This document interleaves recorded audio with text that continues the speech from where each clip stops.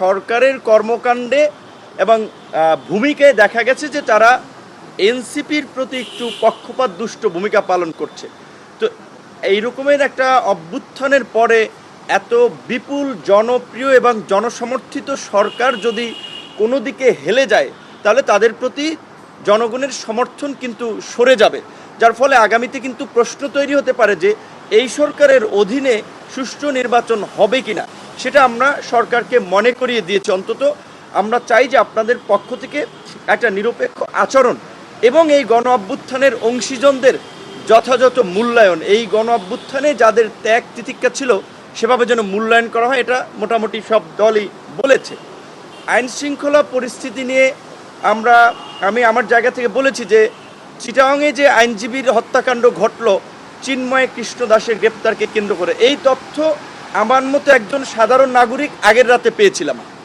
গোপালগঞ্জে এই ঘটনা ঘটবে এটা তো আমরা আগের রাতেই সবাই আগের দিনে আঁচ করতে পেরেছি। তাহলে সরকারের আইন শৃঙ্খলা বাহিনী বা গোয়েন্দা সংস্থা যদি এটা আঁচ করতে না পারে তাহলে বুঝতে হবে হয় তারা ব্যর্থ, না হলে সরকারের সাথে তাদের সমন্বয় হচ্ছে না। ভবিষ্যতে যেন সরকার এই পরিস্থিতিতে সতর্ক থাকে এবং সামনে আরও নানান ধরনের সংঘাত সহিংসতা হতে পারে। আমার জায়গা থেকে আমি সরকারকে অ্যালার্ট করেছি, কারণ পতিত স্বৈরাচারী শক্তি বিভিন্ন ইস্যুতে গড়ে ওঠা আন্দোলনকে পৃষ্ঠপোষকতা করে বিভিন্ন ধরনের নাশকতা বিশৃঙ্খলা করতে পারে। সেই বিষয়ে আমরা সরকারের দৃষ্টি আকর্ষণ করেছি, তাদের গোয়েন্দা সংস্থাগুলোকে অ্যাক্টিভ করে এই বিষয়ে যেন তারা ভূমিকা নিতে পারে এই বিষয়টিতে আমরা বলেছি।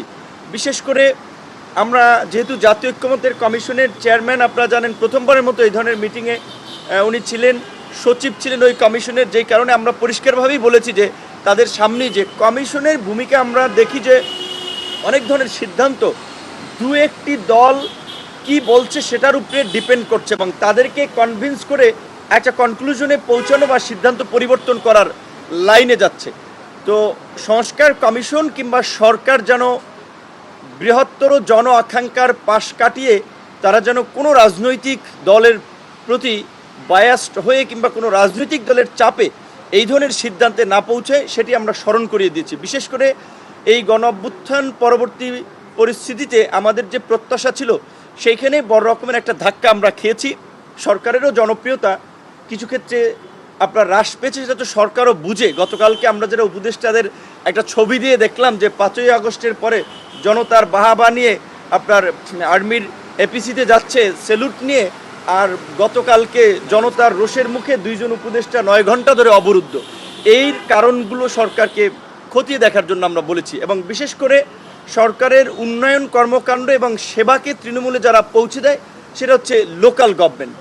লোকাল গভর্নমেন্টের জনপ্রতিনিধি না থাকায় একটা ব্যাপক বিশৃঙ্খলা হচ্ছে, প্রশাসন নিয়ন্ত্রণ করতে পারছে না এবং দলীয় সরকারের অধীনে অতীতে আমরা স্থানীয় নির্বাচনগুলোতে যে ভায়োলেন্স দেখেছি, ক্ষমতাসীন দলের প্রভাব দেখেছি, সেই জায়গা থেকে আমরা আবারও সরকারকে আহ্বান জানিয়েছি যে তারা অন্তত তাদের আইন শৃঙ্খলা বাহিনী বা প্রশাসনের ফিটনেস পরীক্ষা করার জন্য, যাচাই করার জন্য হলেও যেন স্থানীয় নির্বাচনের 2-1টি ধাপের নির্বাচন তারা করে। পাশাপাশি এই গণ অভ্যুত্থানের সবচেয়ে বড় স্টেক হোল্ডার বা অংশীদারদের মধ্যে ছাত্র নেতৃবৃন্দ অন্যতম। গত 11 মাসে আমরা দেখেছি যে আমরা যেটা বলেছিলাম যে একটা রাজনৈতিক ঐক্য ফোরাম করা, জাতীয় ঐক্যের ছাত্রদেরকেও প্রধান উপদেষ্টা মাঝে মাঝে বসবেন, তাদের সাথে আলাপ করবেন, বিভিন্ন বিষয়ে তাদের মতামত নেবেন।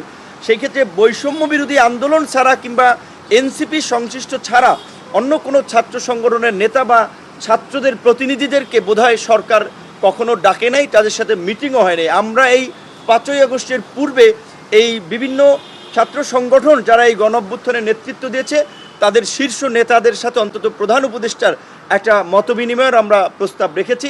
প্রধান উপদেষ্টা আমাদেরকে সামগ্রিক প্রেক্ষাপটে আশ্বস্ত করেছেন সংস্কার যে কোনো মূল্যে তিনি বাস্তবায়ন করতে চান।